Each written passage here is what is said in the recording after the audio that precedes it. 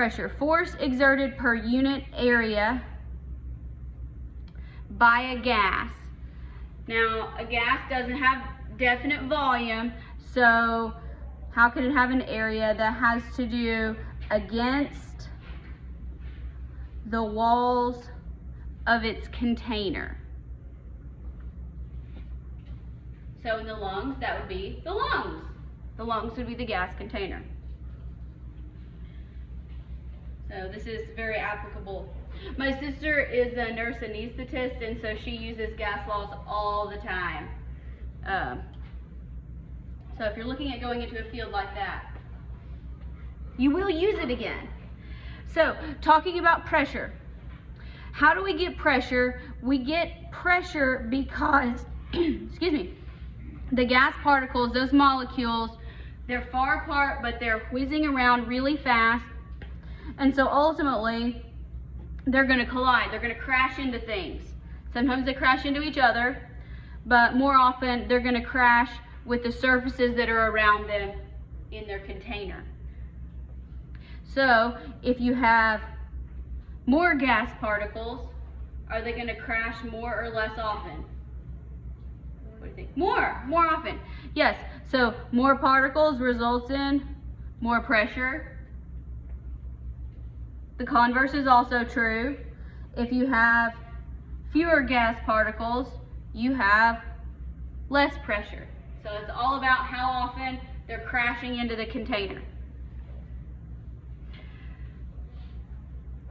There are multiple units to measure pressure. I will tell you the ones that you will definitely need to know. You may see these others on homework problems, maybe in the future, in some other classes you might have to take. But the ones you need to know. Let's go through, let's write them down. So the first one is called a Pascal. A Pascal is actually derived from physics. So it's force per unit area, so it's a Newton per meter squared. I don't really like it very much, but its abbreviation is a PA.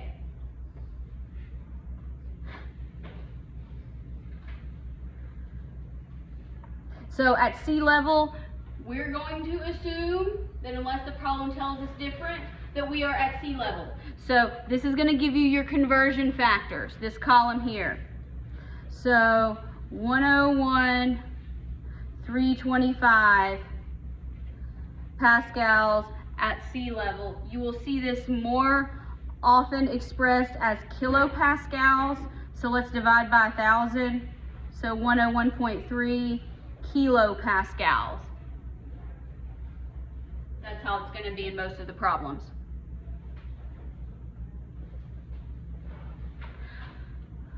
All right, time for my rant here. Torr. I think torr is really stupid.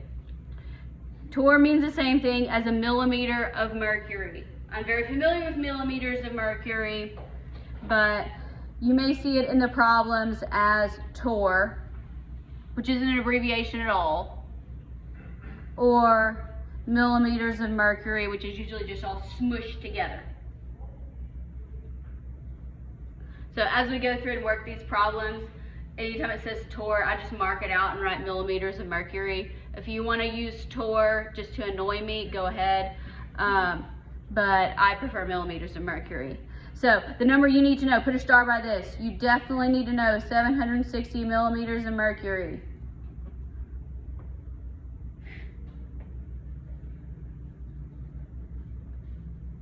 At sea level.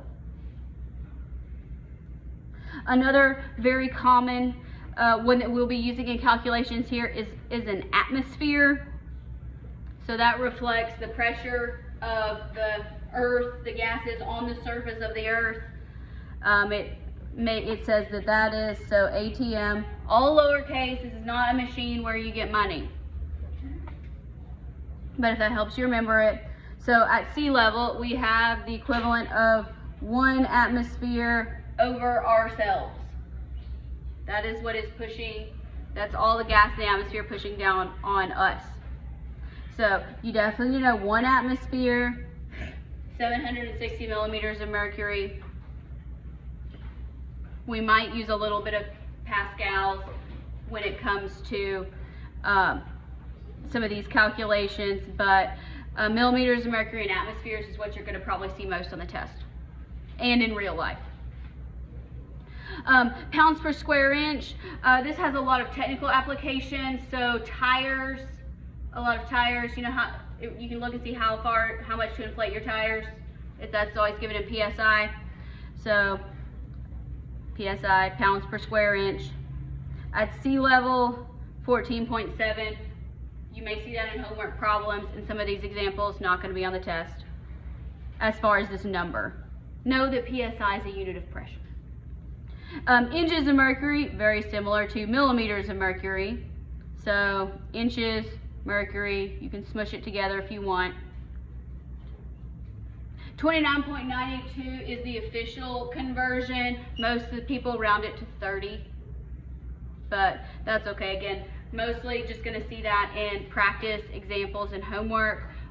Unlikely it's going to be on the test. But let's do some converting among these pressure units to kind of get a feel of it. So a high performance road bike tire, I have one of these, is inflated to a total pressure of 132. I keep my tires at 110, but 132 is what we're going to use here. So if we want to go from psi to millimeters of mercury, we're going to need our conversion factors here from the table. So we're starting with 132 psi. And this does not tell us that we are not at sea level, so we're going to assume we're at sea level.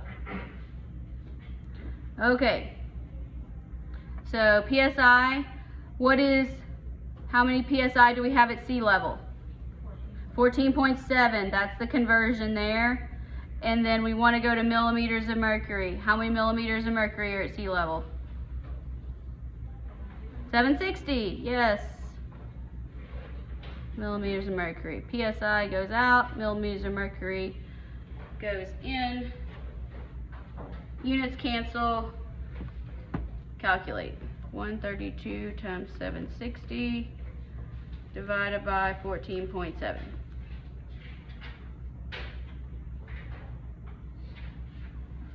So that's a whole lot of pressure.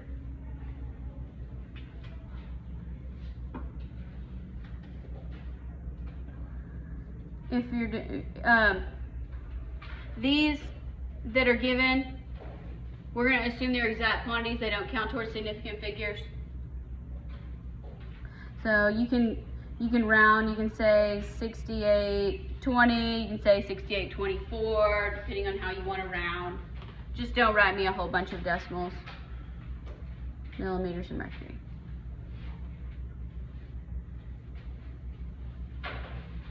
Alright, now, highest recorded barometric pressure, that would be the pressure in the atmosphere, is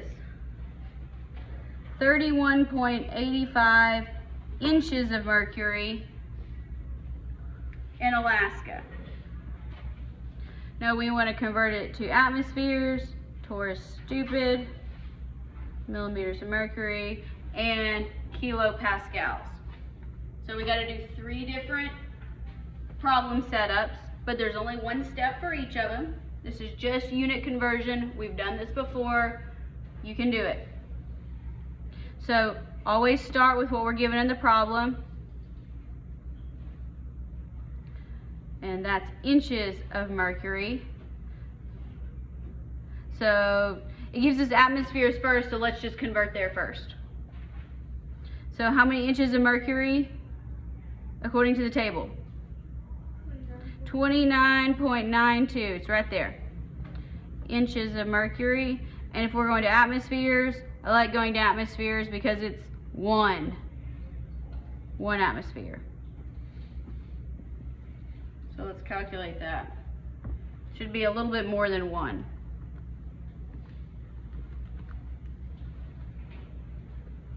I got 1.06. Anybody get anything different?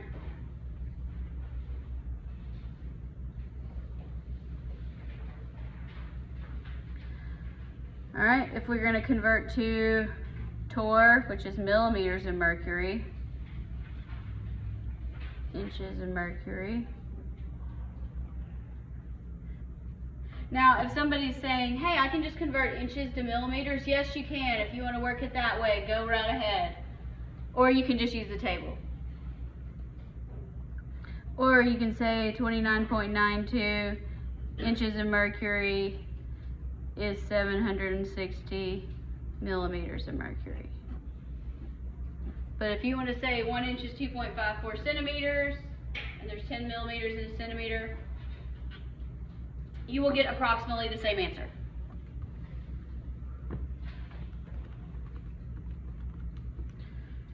Divided by 29.92.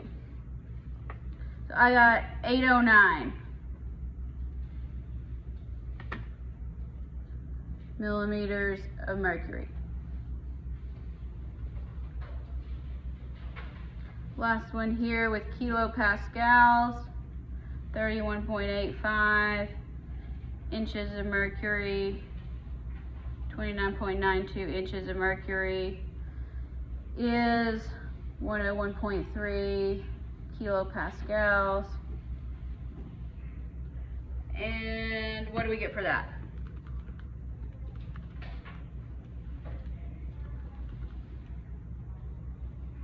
$107.8.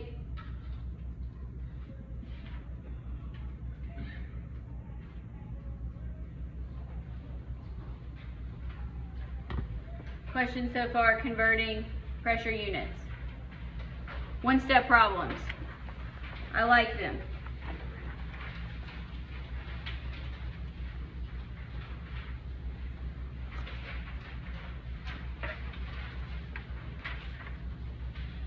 All right, we're going to talk about a manometer. That's one of the ways you can measure pressure in the lab. You'll use a setup similar to this if you're in lab soon when you do gas laws. This is not on the test. It might be on the homework though. So here it is. So if the pressure of the gas is equal to the atmospheric pressure, the levels are equal. So